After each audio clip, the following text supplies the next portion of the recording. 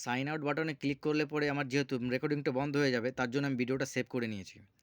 ঠিক আছে, যতটুকু আমি দেখিয়েছি সেটা সেভ করে নিয়েছি। এখন আমি সাইন আউট বাটনে ক্লিক করব।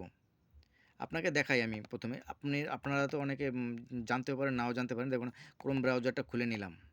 ঠিক আছে, আমি সাইন আউট বাটনে এবার ক্লিক করব। সাইন আউট বাটনে ক্লিক করার পরে কী হয় বিষয়টা দেখুন।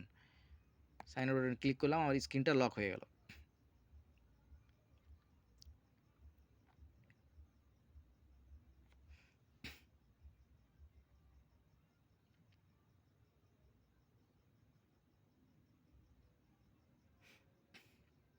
আমার স্ক্রিনটা লক হয়ে গেছে।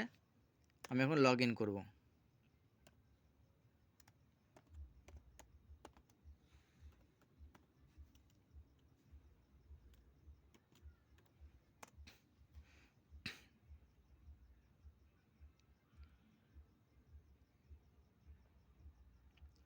আমার স্ক্রিনটা লক খুলে গেছে।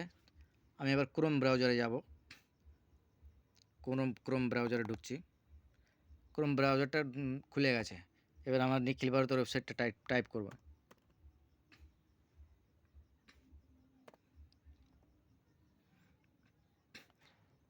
ব্যাস, আমার মোবাইলের এখন দরকার নেই। মোবাইলটা আমি স্টপ করে দিচ্ছি। এখন আমি ল্যাপটপের স্ক্রিনটা শেয়ার করছি, এই স্ক্রিনটা রেকর্ড করছি।